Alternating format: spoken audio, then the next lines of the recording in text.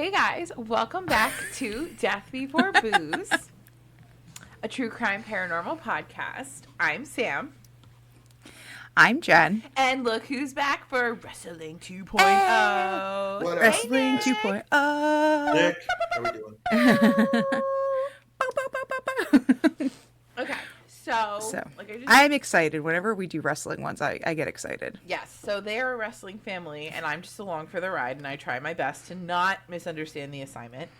But yeah, so Nick, what's new? I see you got your belt there. Did we win any big championships? What's going on? Well, as a wrestling fan, first of all, thanks for inviting me back. Appreciate it. Yay. Oh my god, thank you for coming back. So Always looking forward to coming back here. Always looking forward to listening. This is, as a wrestling fan, we collect championships here. And anytime we go to an event, we always put the belt on the line to anybody who wants it, anybody who wants these hands. So this is funny. is the title from WWE. I would say around the 80s and 90s. It's got the wing. It's called the Wing Eagle title. Okay, I got one quick question. Yeah. For your mind. No, I didn't win anything, but it's real to me, damn it. No, I have a question. It's for real the to me. Spano side of this. Do you guys, as children, did y'all like fight each other for these belts? Like, just beat the shit out of each other on the bed and be like, whose room it got to stay in for, the day until y'all jumped each other again? We didn't have, I don't think we had a title for it to do that, but we did do wrestling moves on each other. There were some near concussions. You have to understand, Sam, if you've ever seen wrestling, you have to understand there is no poetic anything. I've seen wrestling. I watched it. It's been a really, really long time, but I have watched it. We'll probably end up talking more about the former person in charge during our Patreon, which, by the way, our Patreon one is going to be a wrestling themed. So maybe Nick will come back for that one too. And we'll kind of chat about a little bit about Vince McMahon. Not the whole time, but I don't like that. It could be the whole time. It could really be. It's ironic you mentioned him, Vince McMahon, because he is a little, I would say, a part in what Jen and I are going to be talking about today. Okay, all right. I go first. Here we go. Okay, I'm excited. I'm second. I'm covering Owen Hart. I love that you two recognize this because I had no idea what was going on, and all I was thinking about was Roxy Hart from fucking Chicago and singing that in my head as I was saying it. Chicago. Yeah. Okay. So Owen Hart was born May 7th, 1965 in Calgary, Alberta.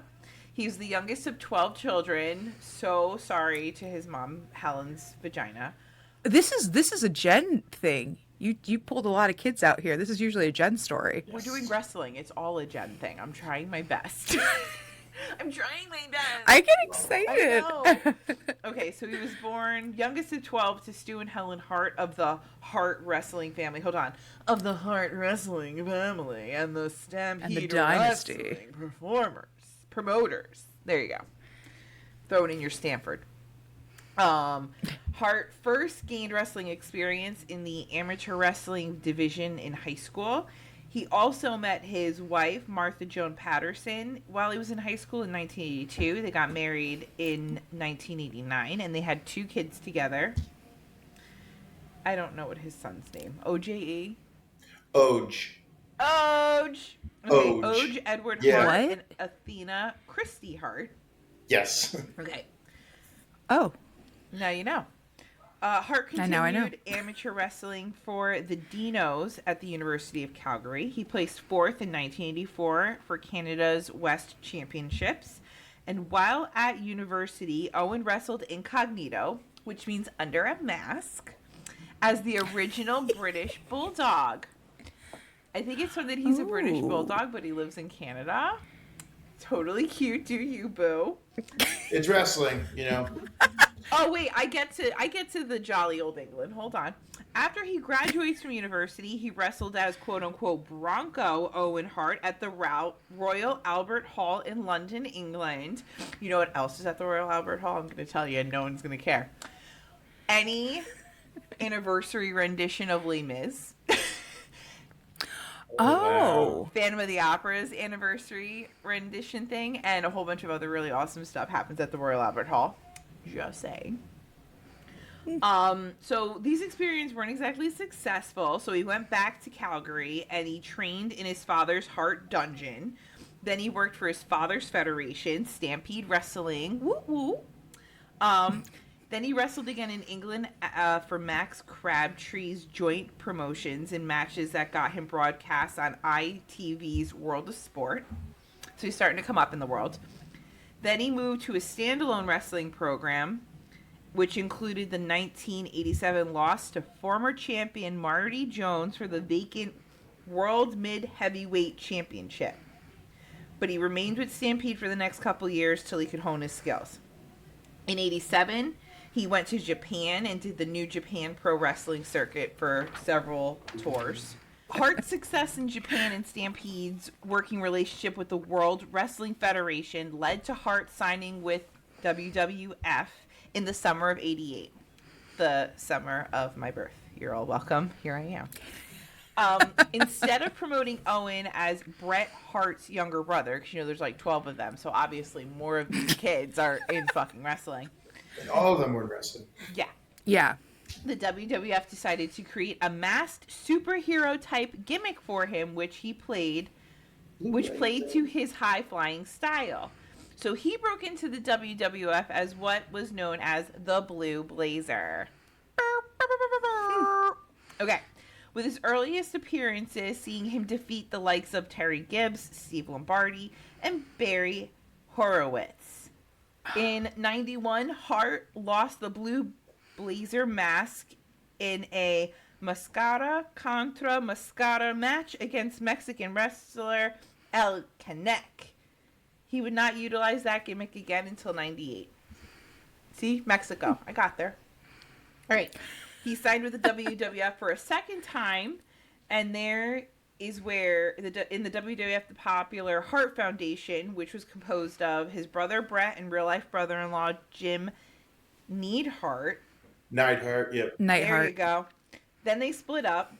Then Neidhart returned from a storyline because he had an injury, and he joined up with Owen, and they founded the new foundation. Now, here's where I kind of jump around, because there's just lots of feuding and lots of being mad at each other.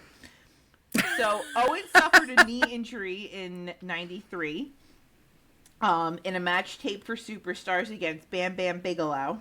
I just really wanted to say that. Bam, bam. This kept him sidelined for nearly 2 months, but he returned to the WWF in the fall. Then a bunch of shit happens, lots of matches, who's feuding with who, and other shit I didn't understand. Then Owen won the WWF Tag Team Championship from the Smoking Guns at WrestleMania 11 on April 2nd, 95. More feuding and matches and shit. Then Owen and the British Bulldog lost the WWF Tag Team Championship to Stone Cold Steve Austin and Shawn Michaels in May of 97. So now we're feuding with Austin. And I'm keeping this in because I remember Stone Cold Steve Austin, and he was in that movie with, what's his name? He was in Grown Ups 2, where he lets Adam Sandler pretend to, like, scare the shit out of him or something. It was really good. Was he in Grown Ups too? Yeah. That's Oh my actually fun. God. We gotta make it relatable to everybody. Okay. So then, a few matches later at SummerSlam, do you know they have like a couple of these SummerSlams? I guess it's like every summer. Right? Yes. 1 for Sam. Mark it down. Tally for Sam. Anyway, Hart was to defend his Intercontinental Championship against Austin in a Kiss My Ass match, where Hart put up the title against Austin having to kiss his ass if he lost. Like, literally, pucker up, buttercup. Here's my ass cheek, and go, mwah! Okay? During the match, Hart botched a pile driver and dropped Austin on the top of his head, injuring his neck. Austin won the title from Hart that evening, but had to vacate said title because of the injury. And even though this was an accident, the WWF decided to make it part of the storyline. So Owen began wearing a t-shirt patterned after Austin's that read, Owen 316, I just broke your neck. this is it makes me laugh because people who don't know wrestling are going to be like, what is happening? Like, Yeah. why are there A lot of, yeah. like a kiss my ass match? I came into these notes. I'm gonna tell you. I came in with such delusions of grandeur. It's funny. I'm like, I'm gonna read all this shit.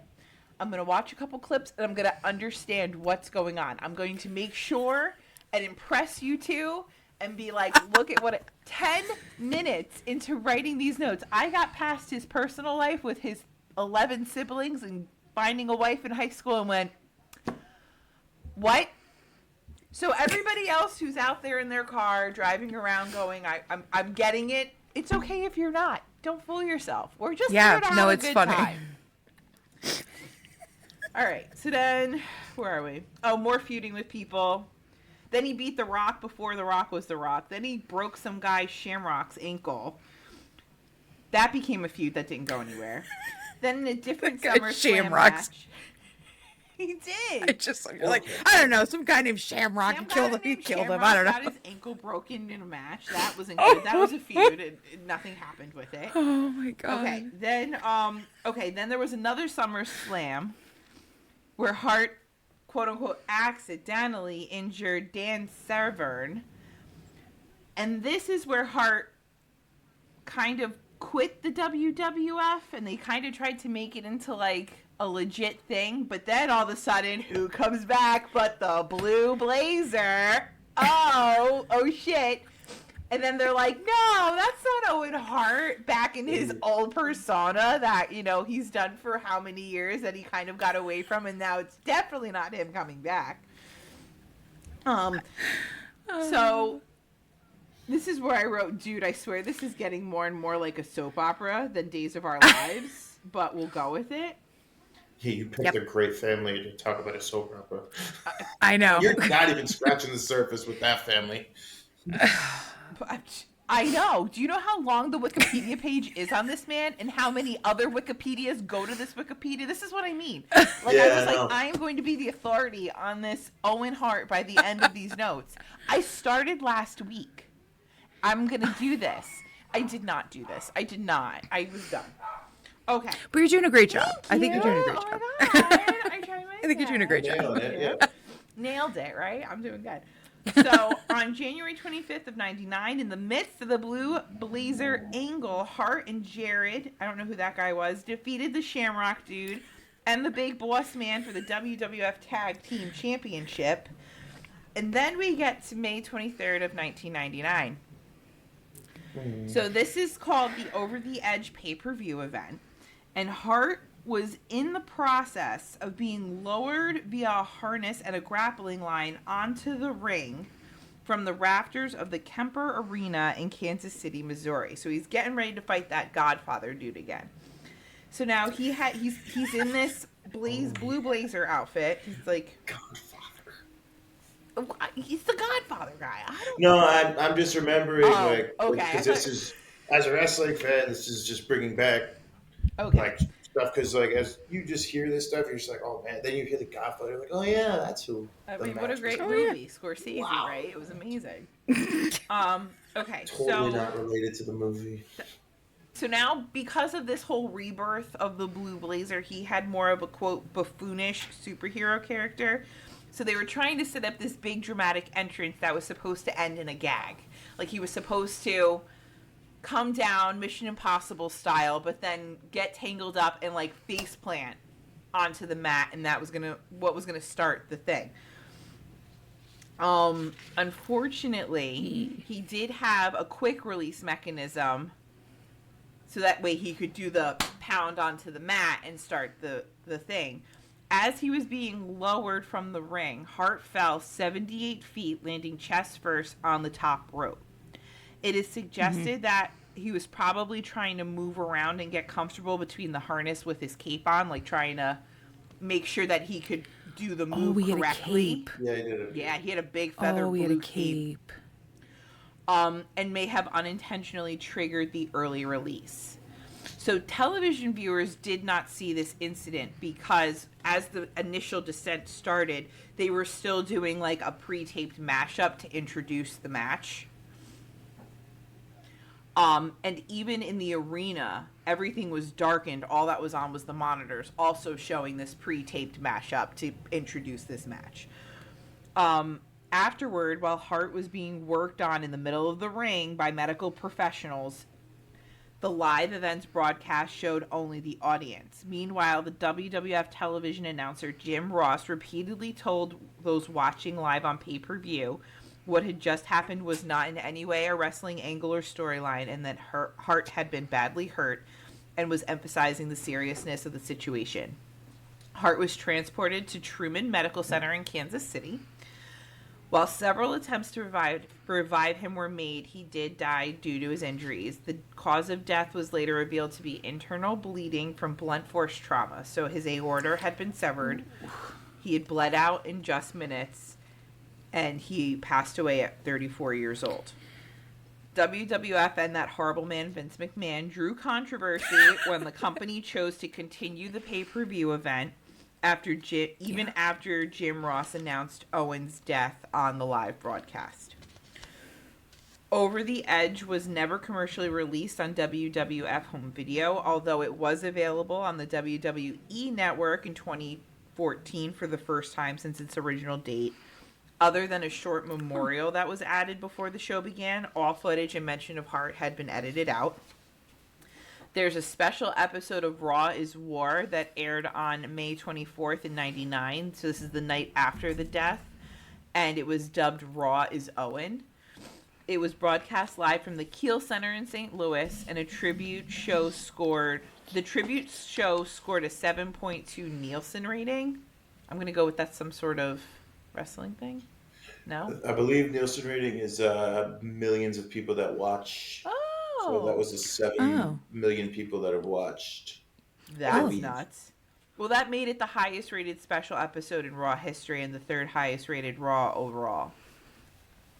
And then on October 4th in 99, 5 months after Hart's death, his brother Brett faced Chris Benoit on WCW Monday Nitro in a tribute to his brother. And that match took place in the same arena where Hart passed away. And then after a lawsuit, obviously there was a lawsuit that lasted over a year and a half, a settlement was reached on November 2nd of 2000, which saw WWF pay the estate of Owen Hart $18 million. And Martha used some of that settlement money to establish the Owen Hart Foundation. On May 28th of 2011, Hart was inducted into the Legends Pro Wrestling Hall of Fame by Jack Blaze in Wheeling, West Virginia, at their LPW Heart and Soul Tour event. The award was accepted by his brother-in-law, Jim Neidhart. So close. Neidhart. Who was also inducted that night. Hart was widely regarded as one of the best in-ring performers in the WWE. Fox Sports has dubbed him a genius. He went on to be considered one of the greatest professional wrestlers of all time by many industry colleagues. On September 20th and 21, All Elite Wrestling, AEW, announced the Owen Hart Cup Tournament in partnership with the Owen Hart Foundation, wherein the winner will receive a trophy called the Owen.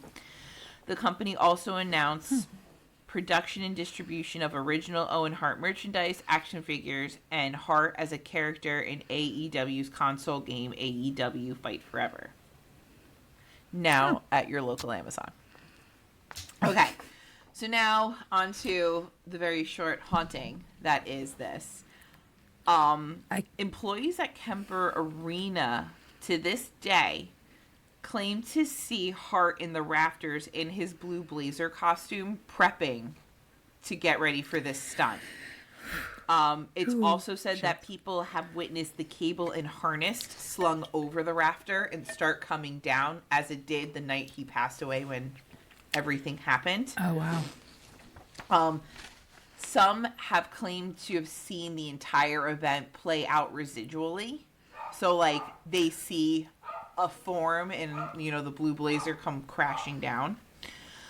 The lights in the arena flicker, especially where he fell. Also, other power sources seem to go on and off throughout the, like, event areas. If you go there with, you know, sometimes your cell phones turn on and off. Same thing like any haunting, you know, with the power surges Right. and all that. You lose your battery, it comes back on, super creepy.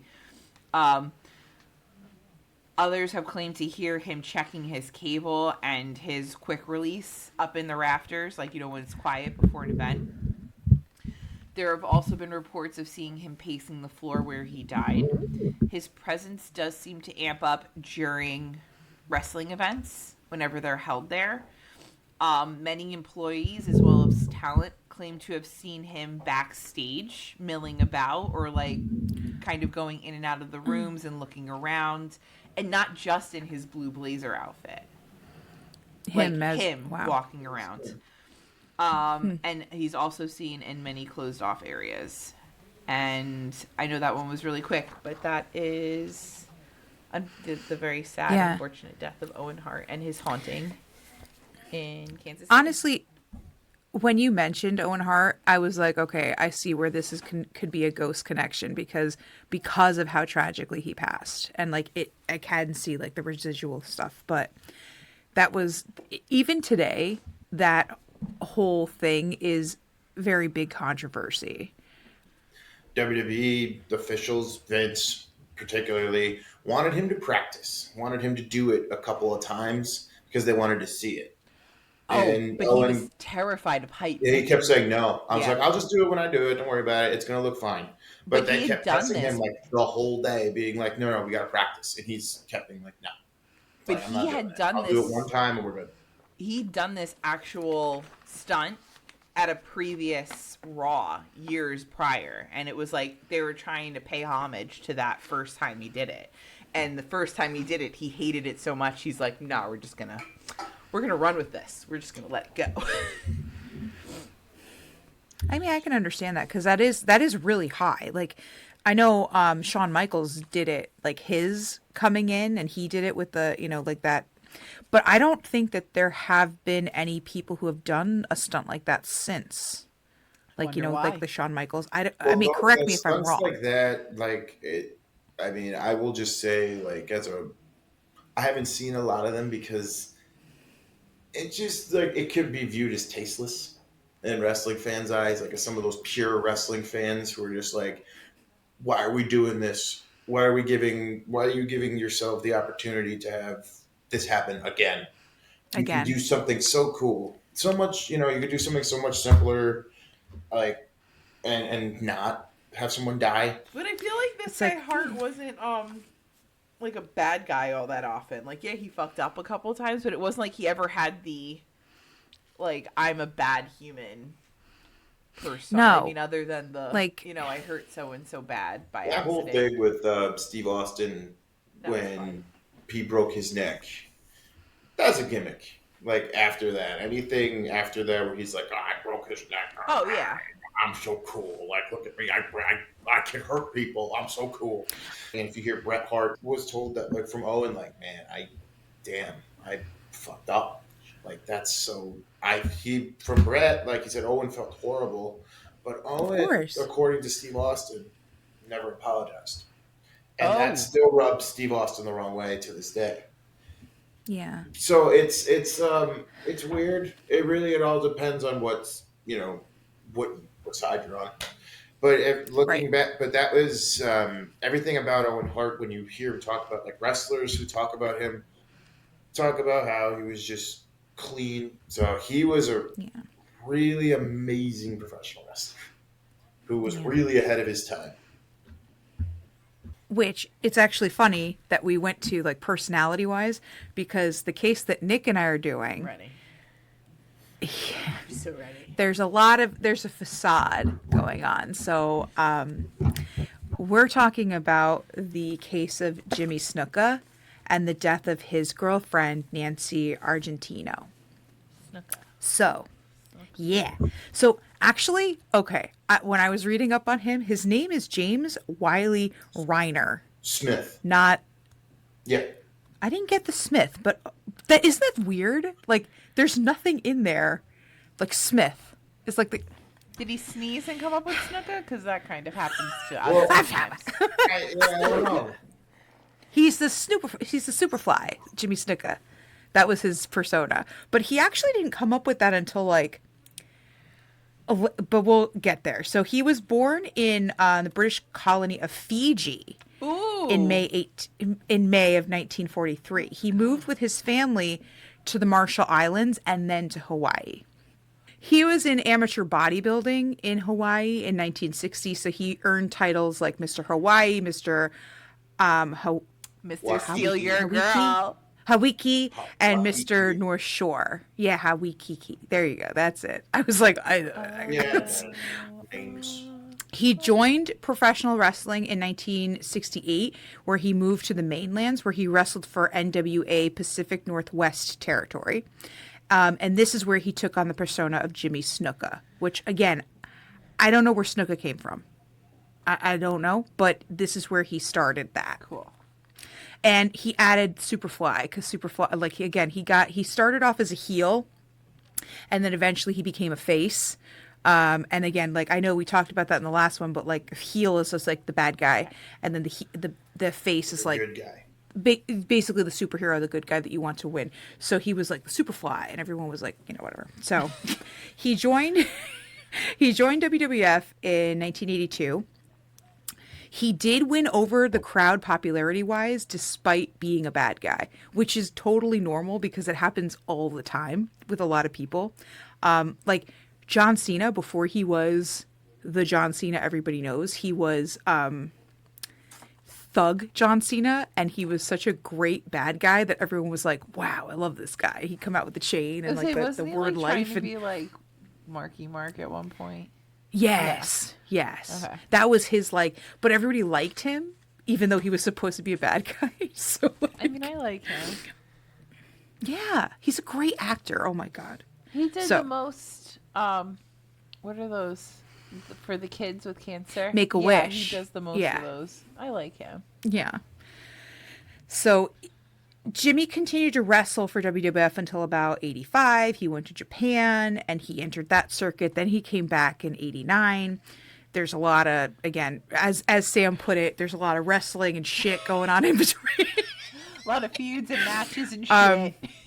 And shit. So he was, because of his age, he was put into a spot like a lot of veterans to help the younger talent get over. Oh, the so geriatric again, wrestlers who were like 32 Yes. instead of 22. Got it. yes, the passing of the torch. So here's a fun fact: he was defeated by the Undertaker in WrestleMania 7, which started the Undertaker's streak. Because if you guys know wrestling, the Undertaker had a streak where he never lost at WrestleMania until Brock Lesnar, who's a piece of shit, and we're not going to talk about him. Fuck that but guy. fuck him. Fuck him. He's an asshole, Fuck that piece of guy. shit. But he was the first one who the Undertaker defeated to start that streak going. Okay. I thought that was a fun fact. So Jimmy wrestled in and out of different circuits. He popped in and out of the WWE. Like, again, The Rock does that sometimes where he kind of like pops back in. It's like, hey, I'm The Rock. I'm here again. And he wrestles somebody. Steve Austin sometimes comes back in and says, hey, I'm here. And, old wrestlers pop in. But here's the facade. There were some dark things that he's hiding outside of the entertainment business. Ooh. So Okay. he had a couple of marriages. Okay. His first one, he had 4 children, but it ended in divorce because it was a very, quote, turbulent marriage. Okay. Carol Snuka was his second wife, and she's the one who's really around during this whole time, I believe. And then his last wife was Patrice Aguirre, who is the mother of Gino Hernandez, and he is a topic for another story. It's his mom, Wrestling you said? all Gino- connects somehow, some way, in a Yes. sadistic way. Which is, Yeah. I'm really glad you brought that up. 'Cause Everything's I connected. kind of had to walk away from the computer after reading that. You're like, oh, Yep. You're like, oh, he married the Oh, mom of this other guy. Isn't that other guy in the other something? And guy. you're like, yeah, oh. there's a conspiracy. So that'll be later when we do a conspiracy Oh episode. my god, I love conspiracy theories. Yes, let's put that down. I'm writing it down. Conspiracy. Okay, theories. conspiracy. So Jimmy was dating Nancy Argentino, who was 23, in 1983. Now, he was not significantly older than her, but he was older than her in the sense that where it was like she's 23, you know, like she obviously she could find somebody else if she wanted to. She was beautiful. So is she a wrestler too? No. Okay. She grew up in an Italian household who instilled values of family, and she was a middle sister of three, and she was known to be charismatic, and she had an energy that drew people to her. I wanted to highlight Nancy because usually when you hear of this, you think immediately Jimmy Snuka. So I actually had to find a YouTube video, which it's on our blog. The person did a really nice job of giving Nancy a lot of like her backstory and who she was, and I appreciated that.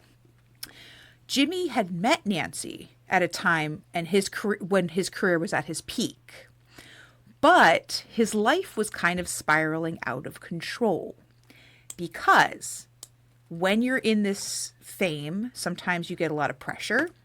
He was addicted to painkillers because of all his injuries, and he of course had a substance abuse problem, which a lot of wrestlers did. Months went by. Nancy's family noticed that there was trouble in the relationship. And they were like, he's dangerous. I think that he's a little dangerous to her. I think, you know, so they kept telling her, we're concerned.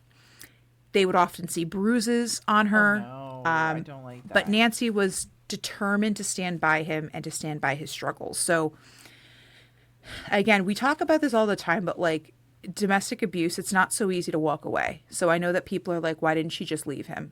It's possible, but like it take, what is it, like 12 times, 15 times, 9 times? Yeah. One of those. It's You can picture it's a really Jimmy Snuka at the time. I mean, was 6'5" and around like 250, 260 pounds. yeah.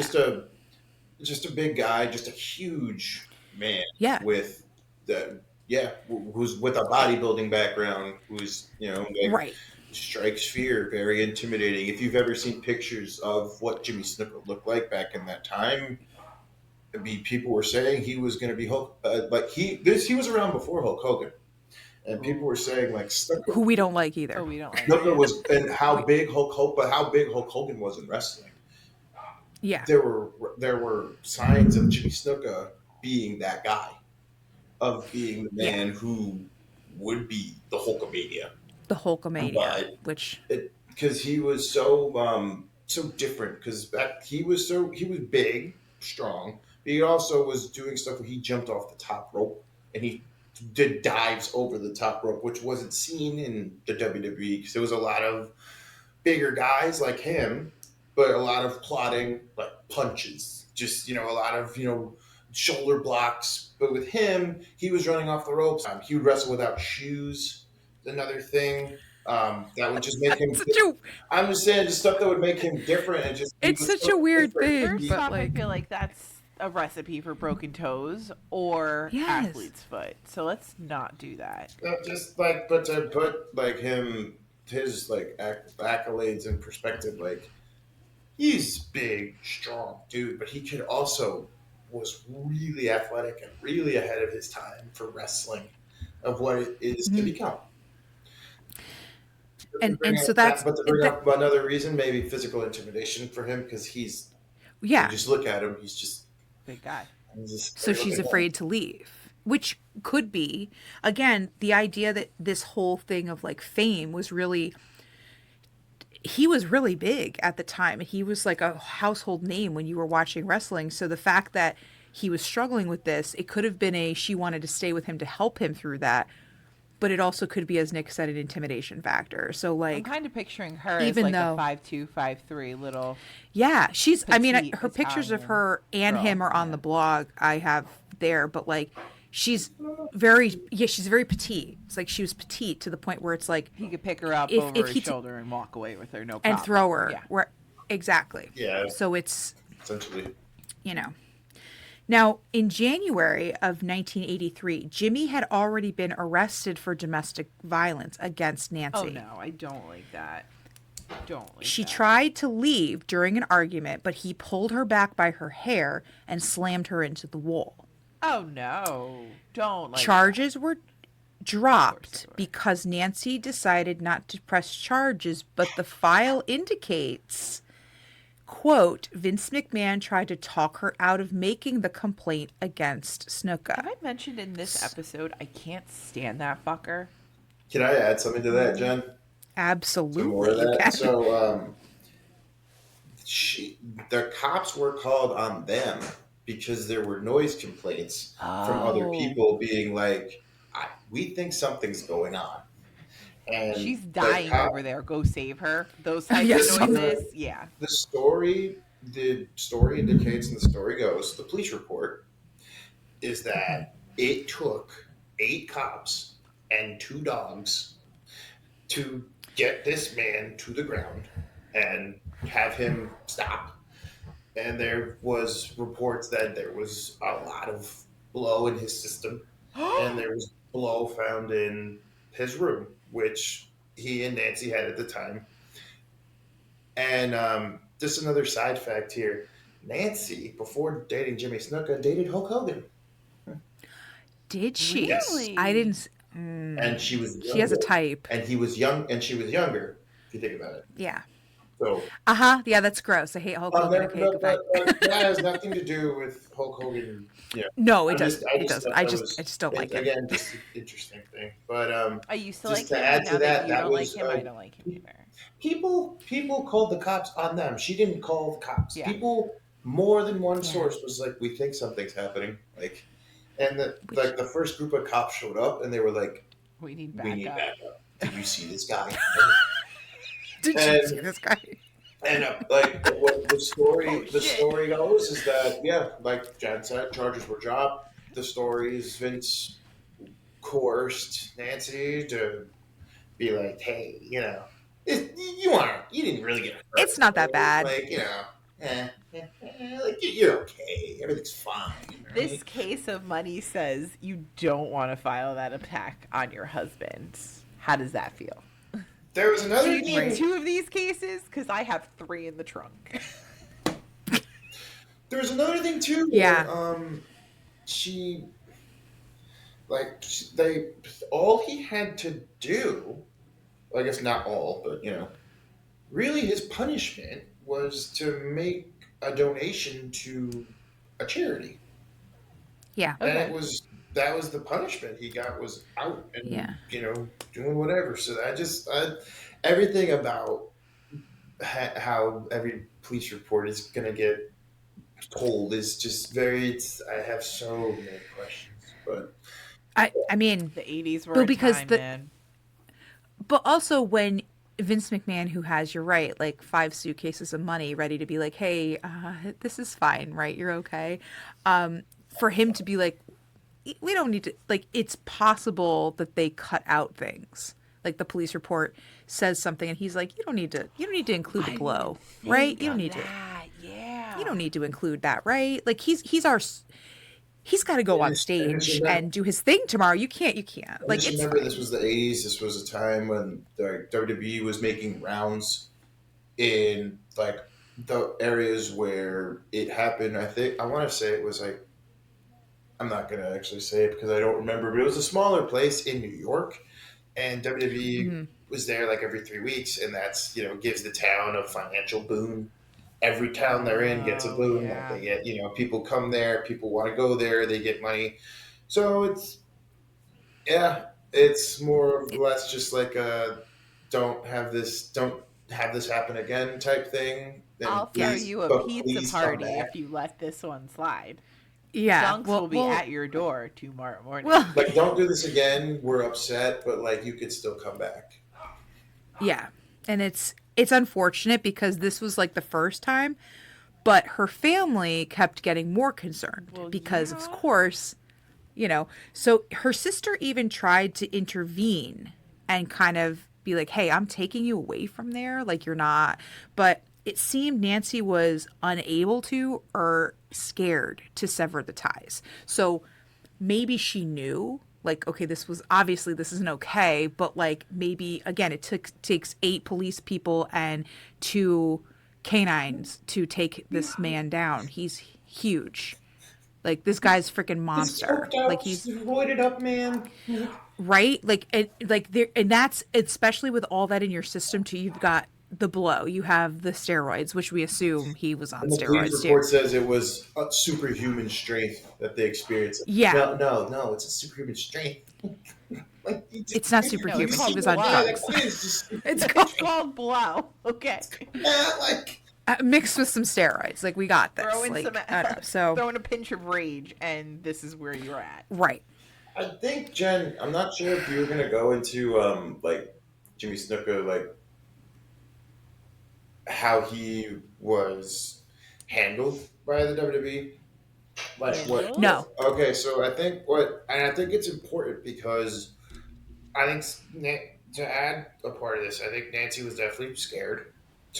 But also Nancy was in love. But also another thing Yeah. was that when Jimmy Snuka came to the WWE, it was obvious he had a problem, like a really, really bad drug problem, and he was a big coke guy.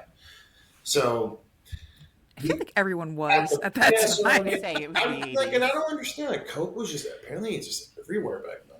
But like, If you're in the um, right circles, Coke is everywhere now. Yeah, it's true. yeah, so I like, mean, Coke and Lou yeah, were the pinnacles of Diddy true. Party.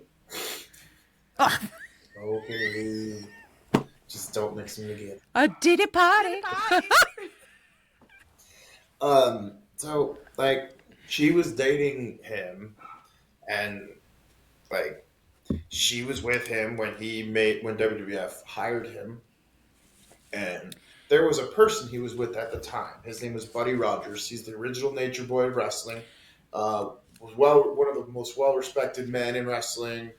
Um, could go to Vince and tell him like what's going on. Buddy Rogers was traveling with Jimmy Snuka and his role was his handler. He was to make sure that he would to get to point A to point B, map out the routes of the shows, where to go, Okay. Oh um, my god. handle his money. I mean, most Another people thing. have handlers. Let's all be like, most Now, celebrities have handlers. why a grown man needs help. Now, again, another thing was don't make sure he doesn't do drugs. But if he does do drugs, make sure he's okay to perform. Yeah. So a grown man needs a handler. That's just I love that. all you really need to know about the mental state that Jimmy Snuka was in. See, but now So wait a minute. Hold on. I know you're emphasizing this, and it does make sense. But I do again want to reiterate: most people in the public eye have a handler. They're just called managers now, but they have handlers Yeah, they're not called. to make sure that they get from point A to point B. They don't blow all their money. They don't do something stupid. They don't like.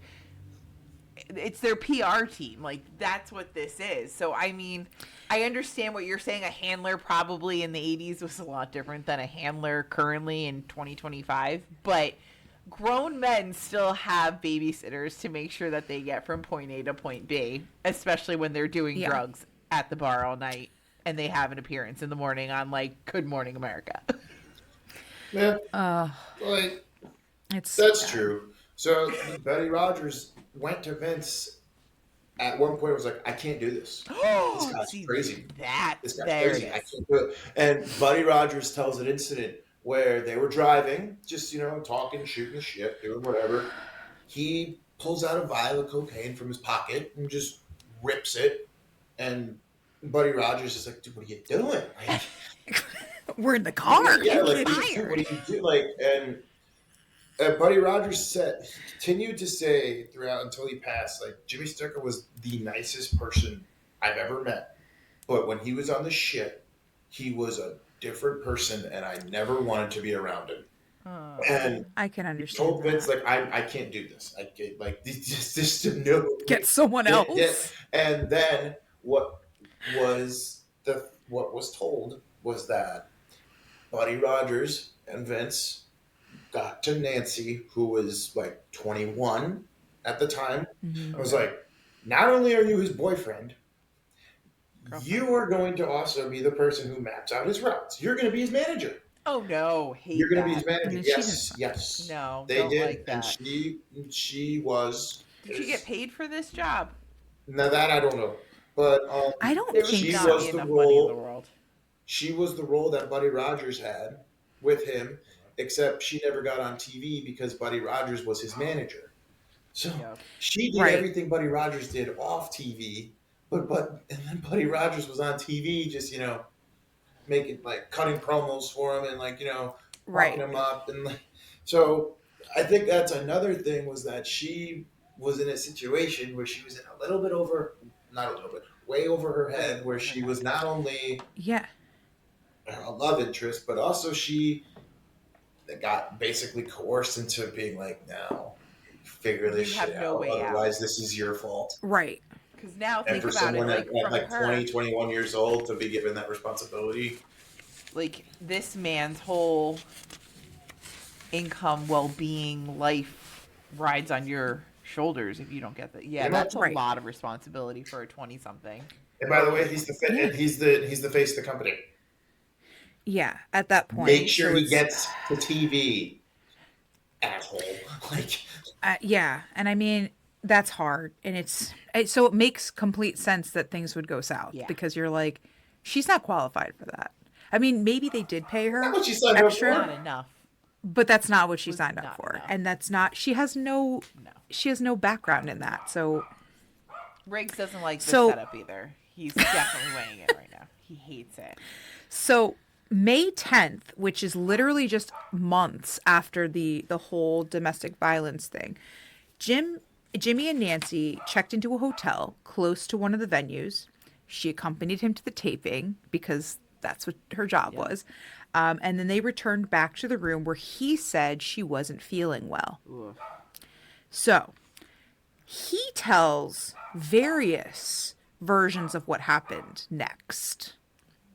So once he said in one instance, she fell asleep in the bathroom in the hotel. So, and she hit her head on the metal frame of the bed. She was not unconscious, but she was dizzy. So he helped her into bed thinking she just needed some rest. He ran into Another- my knife 10 times. There you go. So he said she slipped and fell earlier in the day where she hit her head on concrete. She seemed dazed, but she said, no, we're going to keep going. Everything's fine. Either way, he said he stepped out of the room to make a phone call. When he came back in, he found she was unresponsive. No. So he tried to revive her, With blood. but then he ran to the front desk. Here, take some. He ran to the front desk to call for an ambulance. She was taken to the hospital where she would later die from her injuries. Oh, no. This seems like more than a simple trip and fall, which is exactly kind of what law enforcement felt as well. But while in the hospital, Jimmy's behavior did not go unnoticed. One nurse said he seemed very detached. His eyes were bloodshot. His face was full of fear, and he smelled like alcohol, a significant amount. So when he was asked to clarify the events, he told the hospital persona that she, quote, hit her head on the chair in the bedroom. Thought it was the bed. This is account number 3. Okay. Yep. I'm back on board. Now, Less than 3 hours. Exactly. So he's got 3 different stories going on. Now, in an autobiography that Jimmy had later wrote, he would recount the events of the night saying, they were driving. Nancy asked him to stop so that she could go to the bathroom. He stayed in the car. On her return, she had fallen and hit her head, slipping while jumping over a small stream. There was no blood, and she didn't complain of any head pain. They drove to the hotel. They took a nap. He went to the taping, and when he returned, was surprised to see that she was still in bed. When she didn't wake up, it appeared that her breathing was labored. So this is an autobiography after the fact that he wrote, Autobiography written saying in this is exactly 2012. Yeah, so this is 83. So The And case. this is account 4, at least. This case. yes, And this case later. was opened and still open as recently as 2014. Yeah, and we'll tell you why it's recently open still, because it's pretty much open and shut. You're like, I mean, I bro, can you have figure 5 out what different happened. stories. Like, you smell like you're on something. Like, He told the detectives a similar event, but that she had been unconscious. When she came in, she was in pain, but he didn't drive her to the hospital. So, again, it seems as though he's trying to tell them she hit her head somewhere, and he was like, oh, she was fine. And then all of a sudden she wasn't fine. I mean, and that does happen. It happens. It does. It didn't happen here. But that does happen. No. No, because the coroner reported she died of a traumatic brain injury consistent with a head striking a stationary object. So her head against something. I don't like it. She had more than a dozen cuts and bruises, No, I don't like it. possible signs of domestic violence on her head, her ear, her chin, arms, back, hands, butt, her legs, and her feet. He also wrote the death should be investigated as a homicide because, quote, upon viewing the body, he immediately suspected foul play. This is the coroner. Okay. Oh, Vince During didn't the get to him with investigation- one of his briefcases, did he? Wait a minute. The briefcase comes. Okay, I'm sorry. During the investigation of her death, Jimmy was the only suspect, but charges were not pressed at the time. So the case was left, as Nick said, open. Even the media didn't seem to spend a lot of attention on it, causing the public to forget about it and be like, oh, that's tragic. Many believed, due to Jimmy's celebrity status, it helped to shield him from the repercussions, and also people didn't really poke much into his past. Law enforcement also seemed to lack the urgency and the thoroughness despite the history of domestic violence. They were like, okay, I guess she hit her head on something. I don't like it. So the case stayed... They took everybody for their word. Yeah, so the case stayed open, but the police never aggressively followed through with any leads, which... What the fuck? Now, in 1985, Nancy's family won a $500,000 default judgment, which is a court ruling in favor of one's party of a lawsuit when the other party doesn't respond. Okay. So that's a default judgment against Jimmy in the district courts in Philadelphia, which he claims to have never paid because of financial. He claims to have been financially insolvent, and he claims to have been bankrupt. So he couldn't pay that money. Blow is expensive, guys. I mean, yeah, that's what the money is up his nose. Yeah. Now, it wasn't until 2013, okay, so this is 1983, 2013, that Lehigh County DA Jim Martin announced he's going to review the case, and it was turned over to a grand jury in 2014.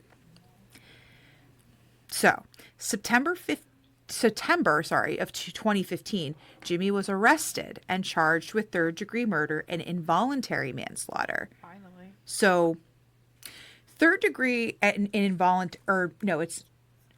third-degree voluntary manslaughter is any intention that the killing involves no prior intent to kill. Involuntary is lack of intention involving an intentional act of negligence. So basically, it was a negligence. Yeah, like I punched him in the face. You didn't take her to the hospital. I didn't want to kill him, but I got him in the nose the It right happened. way, and he died. Yeah. Yes. Okay, I got it. Because I wanted to, I'm learning a lot of court terms. I'm just like You're saying. doing so I'm good just, with I'm that, like, too. yeah. I mean, look, capital, you know what? not capital. You said that last time. Yeah, look at this. I did. Manslaughter, kind of manslaughter. I get it. You're doing so good. Listen, like I'm like learning a lot of stuff. I'm learning a lot of stuff. Smart. Your brain is getting bigger by the second. You want to know what I learned in this episode? We're not even there yet. Feuds and matches and shit. That's what I've learned. There's a lot of feuds, matches, and shit in between. Yep. So, also, this is known as the oldest case in Lehigh County because, again, 83 was when this whole thing happened. So 2015 is when they're like, In October of that year, his lawyers agreed to forego a preliminary hearing, which was a waste of the court's resources due to grand jury investigation. Okay. They received transcripts and other evidence from the investigation, which was said to be more helpful preparing for the case. Cool. Okay. He pled not guilty, of course, Dumb. and a hearing determined his competence for trial was set for 2016 because there's a lot going on between 83 and 2016. Yeah. So Jimmy's attorney argued forensic psychologists found his mental and physical state to be deteriorating. But the prosecutor showed tapes of Jimmy still performing in the wrestling ring. Here's the problem with that. When we did our last wrestling episode and we go back to Mr. Benoit, that's kind of a similar thing. His mind was deteriorating, but he was still performing and doing all of these things. So it's possible. Yeah. But the prosecution wanted to prove, like, hey, he's still with it. It's just, He retired at, unfortunately, he's just in wrestling, you get into it, you can't really get out of it. He retired, his last match in wrestling was at the age of 70. Yeah. So it just... That's a lot. Well, That's you gotta kind of think about it, and I don't mean this in a negative, like in a mean way, and it's gonna come off mean. If you know one thing, like wrestling, like you're in wrestling from when you're young, that's what you do, that's what you get all your time in. You're not really diversifying your education, your skill set, Agreed. your whatever. What are you going to do? Go work at Stop and Shop? Again, not trying to be mean, but if this is what you came up doing, it was lucrative, this is all you know, what other skills do you have? You're not going to become a stockbroker. You're not going to go be a law professor. Like, you're not... This is what you need to stay in to maintain the lifestyle that you know, Right. whether you're hurt, deteriorating, perfectly fine, what have you. It's kind Right. of a vicious cycle. right. And it's unfortunate because a lot of wrestlers and like football players even too, they retire and then Yes. they become like trainers. They open up a gym. Yep. They do all of these Or and you that's go work that's for a major network and talk about football, baseball. Like, you're still in it. exactly. So it's just unfortunate because with wrestling, it really is a matter of, and like I know Nick had talked about this last time, they don't have health insurance. Like they pay for their own. So it's a matter of, Yeah. it's a matter of if you're out, that's out of pocket Yeah. that you're paying for this. So it's almost like you're not making money, but also you're, as you said, if you're so set in like, I wrestle, that's what I do. There's no like Tom Brady. He Yeah. retires, he goes on to commentating. What are you doing? And there are some wrestlers who do, open their own wrestling companies and stuff, but it's hard. So I get that. Upon reevaluation after this whole thing, 2016, the judge ruled he was not mentally competent to stand trial for the murder. And then even when they reevaluated him in 2017, he was still not competent. So Yeah. He's got an issue. he's got a brain thing going on. So now in August of 2015, Jimmy's then wife, Carol, said he was diagnosed with stomach cancer. So he had to have surgery to remove lymph nodes. Following his arrest for the murder, his attorneys told reporters he had dementia, which stemmed from his wrestling injuries, which is why the judge agreed he was unfit to stand trial. This is also where Carol joined a class action lawsuit with a lot of other wrestlers for the CTE. Yeah, okay. So they're thinking he had the long-term neurological injuries and the company failed to help with that. So there were a lot of wrestlers, again, who were deceased at that point, who their families went after for the CTE. Again, we did that with Yep. Chris Benoit, the whole idea of like, that's a thing. Since 2007, which is right after the Chris Benoit case, the Kairos law firm represented 60 wrestlers or estates of deceased wrestlers in litigations against the WWE specifically for that. In December 2016, Snuka was in hospice and had 6 months left to live due to a terminal illness. Oh my God. Nick said, again, his last wrestling match was when he was 70. He died January 15th, 2017 at the age of 75. Oh shit. Yeah. So isn't that like, that's fucking crazy. I just find it interesting too when his lawyers were like, he only has 6 months to live, and the courts rule, all right, he's not fit to defend himself. 13 days later, he dies. He So it's does. like Yeah. it was quick. Like Yeah. he's Yeah. out of here. So in 1982 when it happened, or 1983, like he had one of the first things he did was want to go to one of the he went to Buddy Rogers and was like, this is what happened. I'm scared. I don't know what to do. Please help. And Buddy Rogers was, everybody's guy in the locker room that's like, he's everybody's big brother, or like everybody's like liaison before they got to tell Vince. He would calm Vince down to be like, this is what's. And Buddy went to Vince and was like, Oh, we have a you scene. This one of your happened. guys is in really big trouble. Yeah. So and then this came out. No, this was never told until Jimmy Snuka decided, or him and his, which is just crazy to me. Like, if he had dementia, why is he writing a book? But his ghostwriter decided It could be a good. to Yeah. add that part add a part into his autobiography about Hmm. the investigation and the day where he was in it happened in Allentown, Pennsylvania, their district attorney's office, where he was just sitting outside of a room with his attorney, and into a room came Vince, a briefcase, and his words, four guys in suits he had never seen before. They walked into a room, they walked out of the room. Vince doesn't have the briefcase anymore, and Vince tells Jimmy, "You're all set. Let's go. Don't worry about it." Yeah. And they walk away. And that was it. So the story goes is that, I mean, yeah, there's money in that briefcase, and Vince was just like, just There you go go. away. Make it go away. And away. like after her funeral, or a day after it initially happened, Vince had called the Argentino family, told them, "Look, I'm sorry about what happened. Here's 25 grand That's it. in money." That's To it. where, like, we're sorry, but here's some money that we could throw you. Family said no. Um, and obviously they wanted to hire their own investigation to do that, because obviously after the default lawsuit, and then Jimmy Snuka was like, well, no, I can't pay you any money. I just can't. So then they went on to hire like private investigators and people. This man, his name is Irv Munchnick, who is one of the people who has tried to bring this case back to light, and there's nobody happier than him, really, that this was brought back to light. He was one of the investigators at the time that was looking at how it was investigated and how the police took Jimmy Snuka at his word.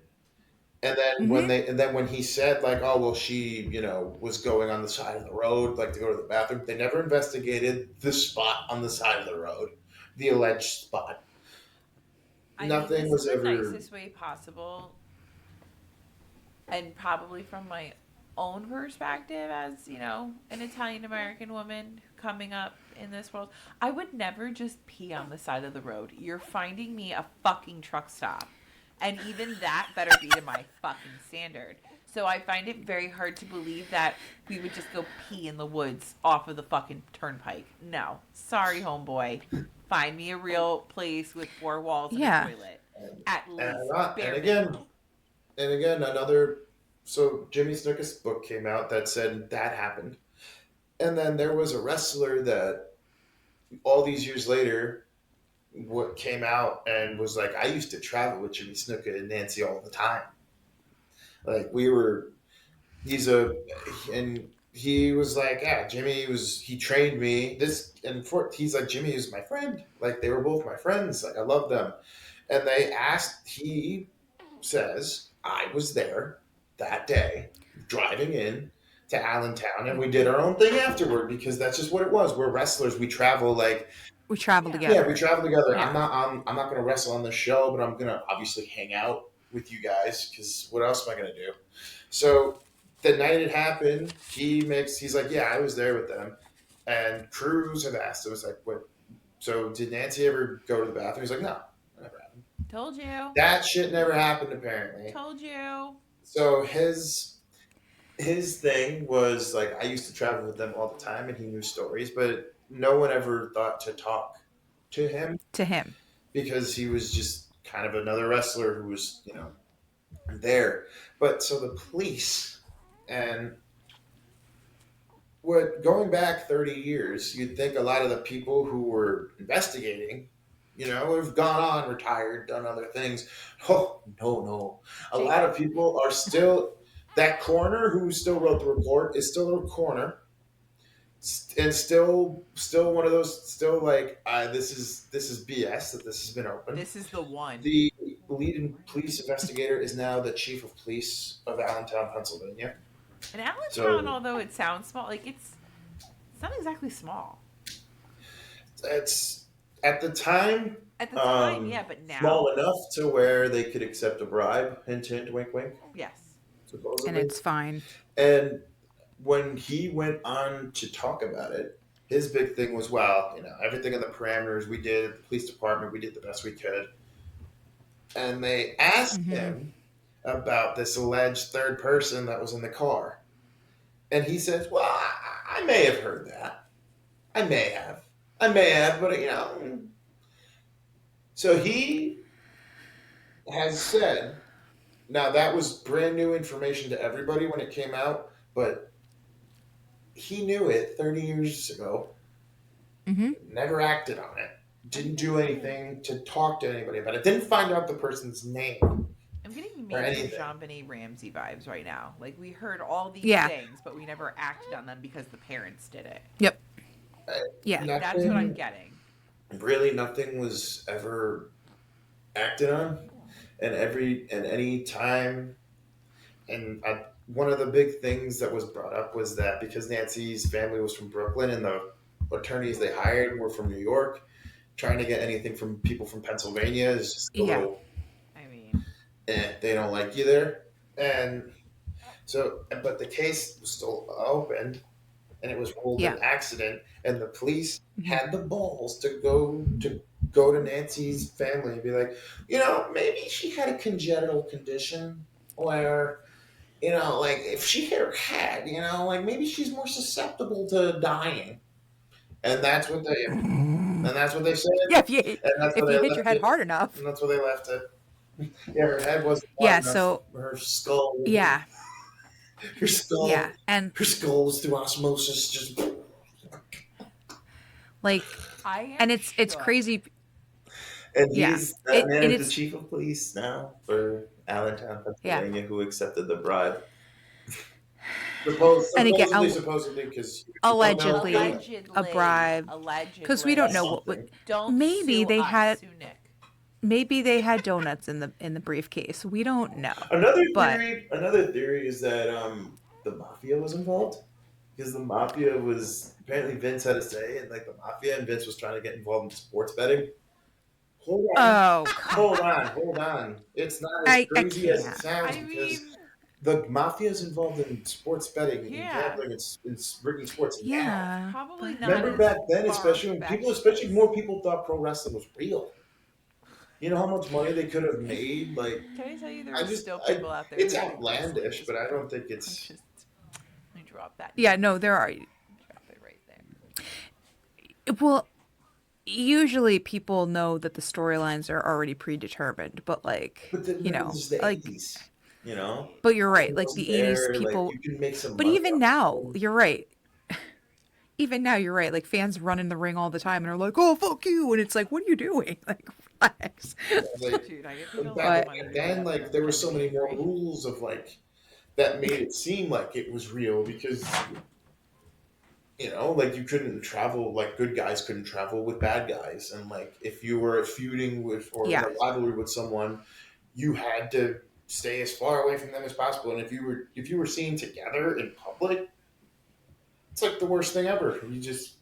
It's called the exposed. You can't do that. Could you imagine, like, backstage at these WrestleManias, like, if they're all, like, in the same green room, like, playing fucking Sega Genesis with each other, like, Right. They're having, like, the best fucking time. It's like, oh, shit, I gotta be mad at you again. Fuck. Right.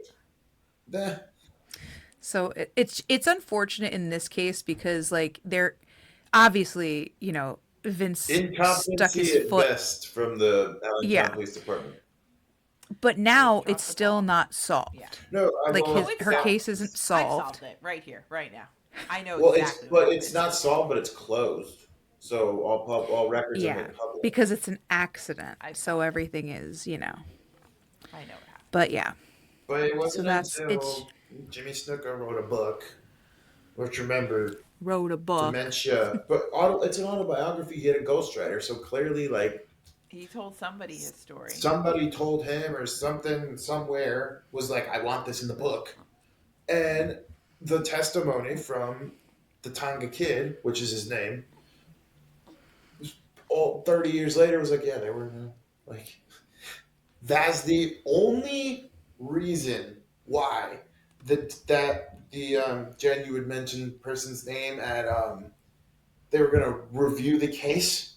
That is the Yeah, only reason, only because of the reason. book and because of the new thing that came out from the Tonga kid. Wow. That's the only reason. Otherwise, it would have just Which been sucks. like, Because also for him to have the incompetency to stand trial, they basically kind of were like, we can't charge him with anything because of the, and it's just, I feel so bad for the family because it is a matter of Vince being like, hey, do you want, sorry about that. Here's some money. And they're like, no. I don't want Like, your money. I want my daughter. I want my sister. I want my family member. Yeah. and this is the reason why, with like, us.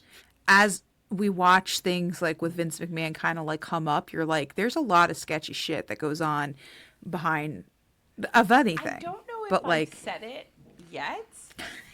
I really hate that guy. So, Yeah, so- wow. Okay. yeah, That's It's wrestling more 2.0. it's more layers. It's more layers to yeah, the story. yeah, Which is and that's a good story, but Patreon. also So an added layer to the Vince story, which is cool. I mean, Is it though? it's Is it? cool to talk about. Is it though? Is it? You Because wouldn't have every a show time we lady. talk, every time I talk to you, I learn more about this human, and I hate him more, and it makes me more angry, which means I then need to go take my blood pressure meds. So Nick, is it cool? I Hey, really Jen, fucking hate I'm that gonna guy. I'm just gonna assume this is gonna be the last time I'm like, You know what, No. Nick? There will never be a Blood- Wrestling 3.0. Okay? Yeah. We've ended. There's the nail in the coffin. oh, man. I thought I thought I was overstaying my welcome. Well, okay. Well, Nick, thank you so much for joining us. Yeah. We gotta do, what did we learn? I think I've already learned feuds and matches and shit. So there's that. yeah, that, I mean, there's And I lots really, of feuds, really matches, learned and shit. That I really fucking hate Vince McMahon. I think a big thing that could be taken away is your favorite people that you grew up watching, like people that are your heroes. They're people just like you and I. They got troubles. Yeah. They have vices. They have good days. They have bad days. I think it's important to remember. Well, your guy had a really bad day. My I guy think had a it's really just bad day. important to remember that certain people, and I just you believe half of what you see and half of what you read, because not everything is dimples and dandelions. Because people are people at the end of the day. I like Not that. to say everybody is bad, but not everybody has great. Not everybody's 100 all the time. So No. like don't put people on a pedestal because of what you see on a TV screen or what you see because they can hit a baseball, because they can throw a football. Like it's or what all, you hear on a podcast, or because they can play we because they can definitely play a guitar. are not. They have problems and they're people just like us. I mean, the facade Jen and I put up, guys, I know you hold us to such a high standard, but I need you to know we aren't shit. All right, guys. It's fun. Thank you so much Well, for we had joining fun. us again. I hope you enjoyed this. Jen, good luck with editing today. It's going to be great. Make sure that you rate, review, subscribe, tell your friends if you're watching us on YouTube. Make sure you hit the bell so you always know when we have a new episode coming out. If you want to know about our sources or pictures or anything from this episode, go to our website, deathbeforebooze.com. If you're all caught up, which you must be because you're at this episode unless you're listening backwards, which you really shouldn't do because that's stupid. But no, you're not stupid. Listen to all the episodes no matter how you want to listen to them. But if you're caught up, Don't listen to Sam. don't listen to me at all. If you're caught up and you want more content, go join our Patreon, deathbeforebooze.com. Go to click our Patreon. You can join it. Subscriptions start at $5 a month. If you want some merch like what I'm wearing or what Nick is wearing, go to our merch site. Also, you get that through our website, deathbeforebooze.com. Don't think I can say that any more times. Other than that, thanks for listening. We love you so much. We'll see you next week. Thanks, guys. Stay spooky. Bye.